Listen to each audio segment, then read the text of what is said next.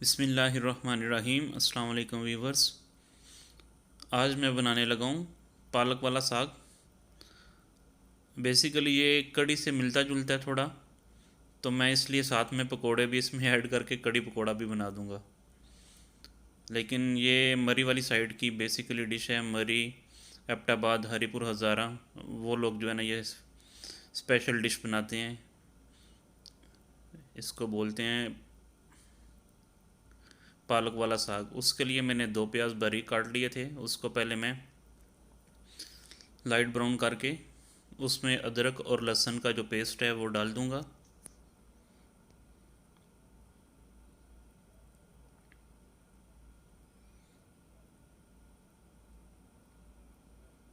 और इसको मैं भून लूँगा।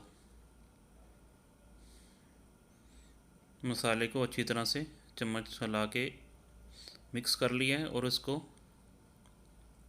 मीडियम फ्लेम पे पकाना है।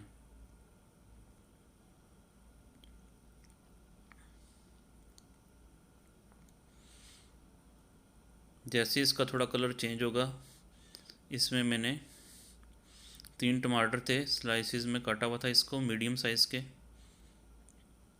वो भी इसमें डाल दिए।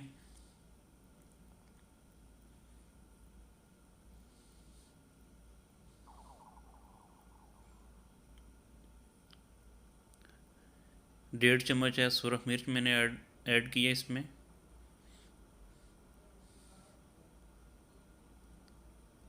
ज़ीरा पाउडर मैंने डाला इसमें आधा चम्मच।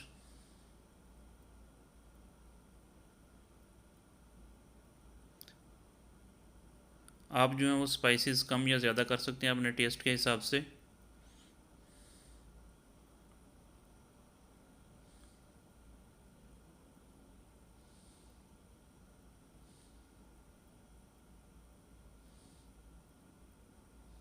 कोई इसमें एक्स्ट्रा मसाला नहीं डालना। जो नमक मिर्च आपके घर में अवेलेबल है वही आप यूज़ करें। मैं भी वही यूज़ कर रहा हूँ।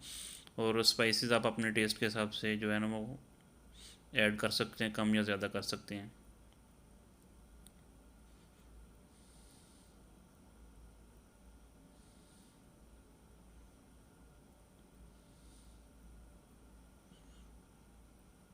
इस मसाले को अच्छी तरह से पकाना है आपने।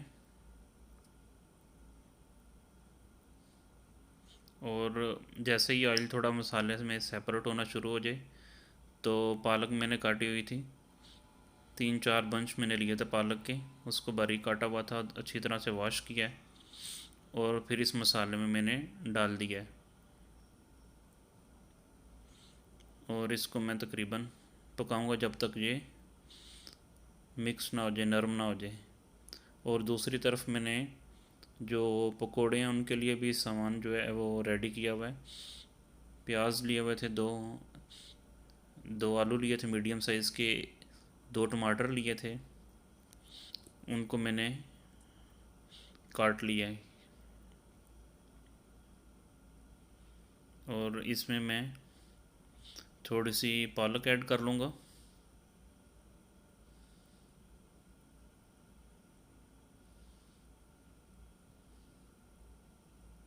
और ग्रीन प्याज था बारीक काटा हुआ, वो भी इसमें मैं डाल दूँगा।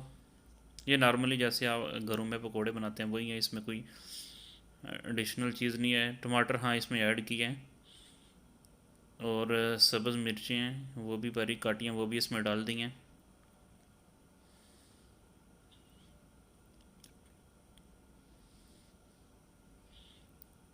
पालक जो है वो ऑलमोस्ट पक गई है और पानी पालक ने अपना छोड़ दिया इसमें मसाले में।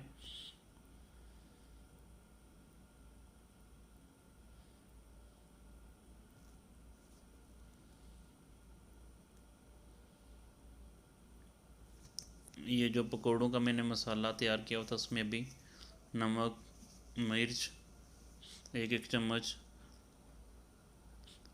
सूखा धनिया,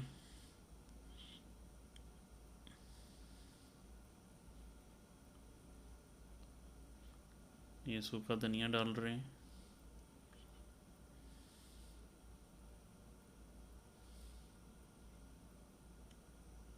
थोड़ा सा ये ज़ीरा डाला इसमें,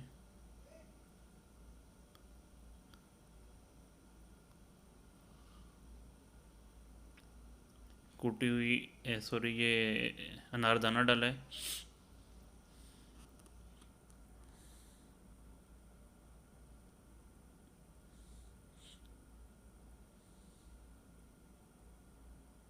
और अभी इसमें मैं बेसन डाल दूँगा। अगर आपने मेरे चैनल को सब्सक्राइब नहीं किया हुआ काइंडली सब्सक्राइब कर लें और शेयर करें आगे, ताकि मैं इसी तरह जो है डिफरेंट डिशेज़ आपके लिए लेके आता रहूँ। और कोई भी चीज़ आपको पूछनी है आप कमेंट बॉक्स में नीचे पूछ सकते हैं। ये पालक का मसाला रेडी हो गया है। अभी इसमें मैं लस्सी डाल रहा हूँ।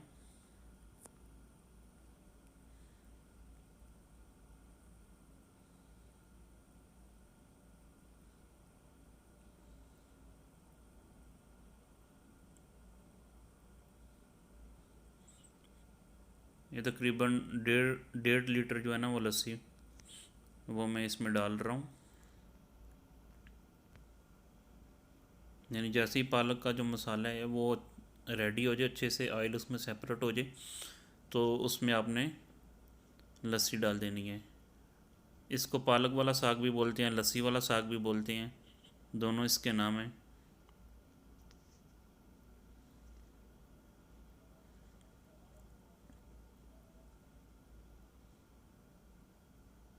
ये नॉर्मली जो पहाड़ी इलाकों के लोग हैं ना, वो उनकी डिश है ये। तो मुझे पसंद आई थी इसीलिए मैं ये आपके साथ शेयर कर रहा हूँ।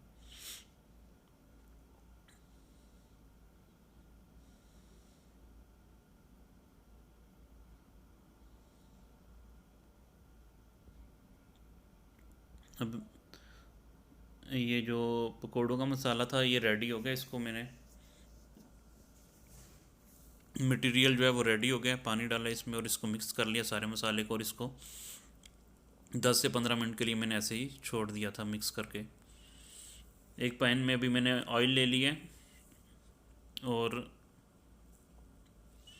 पकोड़े बनाना हम स्टार्ट करेंगे दूसरे चूल्हे पे। उधर हमारा जो ये दूसरे चूल्हे पे मैंने पकोड़े बनाना भी स्टार्ट कर दिए।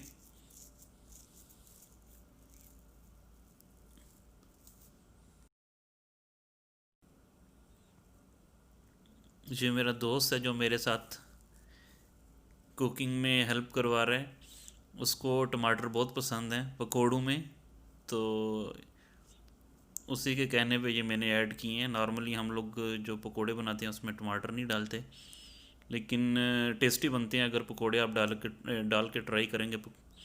टमाटरों वाले पकोड़े बनाएंगे तो इंशाल्लाह आपको पसंद आएंगे। नॉर्मली जो पकोड़े बनाते हैं उसमें हम टमाटर नहीं ऐड करते। आप जो है ना ट्राई कीजिएगा कि क्यूबिकल शेप में थोड़े बड़े साइज़ में टमाटर काट के वो भी जो मटेरियल आप पकौड़ों का तैयार करेंगे ना उसमें डाल दें, तो आई होप आपको वो पसंद आएंगे इंशाल्लाह। ये एक साइड से पक गए थे पकोड़े, अभी इनका मैंने साइड चेंज की है।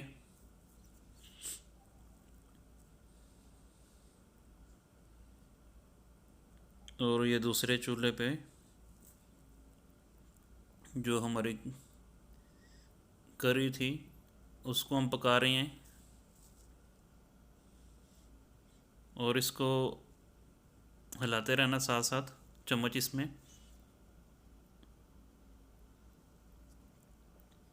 जब तक जो है ना इसका ऑयल सेपरेट होके आपको इसकी लेयर नज़र आना ना शुरू हो जाए।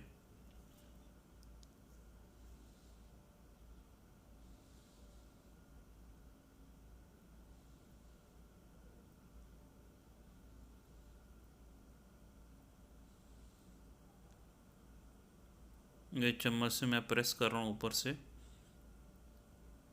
ताकि ये अच्छे से जो है वो पक जाए अंदर से भी।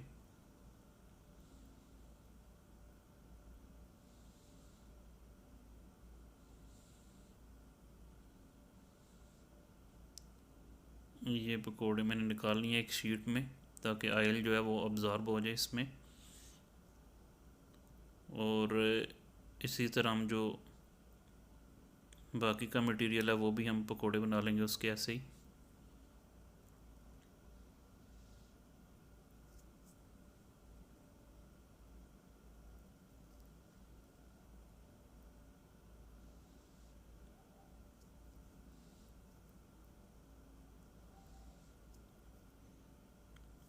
نارملی اتنے زیادہ پکوڑے نہیں چاہیے ہوتے، لیکن ہم لوگوں نے زیادہ بنائے ہیں کیونکہ یہ ویسے بھی ساتھ میں کھائے جائیں گے اور سالن کے اندر بھی ایڈ کرنے ہیں.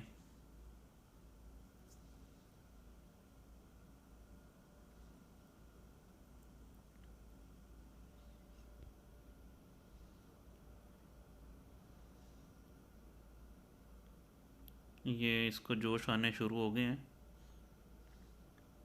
ابھی اس میں نے سبز پیاز ڈال دیا، باریک کاٹا ہوا تھا.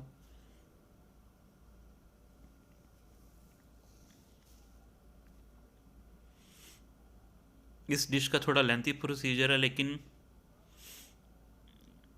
ریگولر نہیں بنتی، کبھی کبھار بنتی ہے لیکن ٹیسٹی بنتی ہے، اس لیے میں نے شیئر کر دی ہے.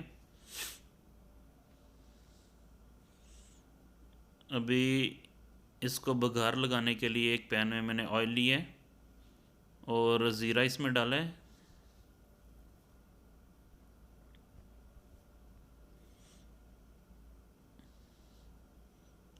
لہسن باریک کٹا ہوا، یہ تڑکا لگائیں گے ابھی اس کو جو ہمارا سالن ریڈی ہوا ہے.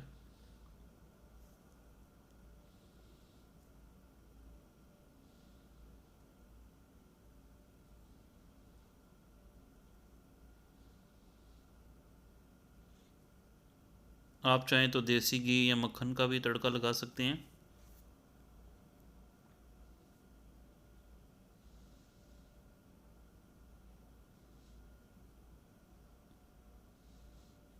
جیسے ہی اس میں آپ نے یہ ڈالنا تڑکا لگانا بگھار کے لیے، تو کور کر دینا ہے تاکہ اس میں خوشبو جو ہے اچھی طرح سے مکس ہو جائے. یہ ہمارا ڈش جو ہے وہ ریڈی ہو گئی ہے.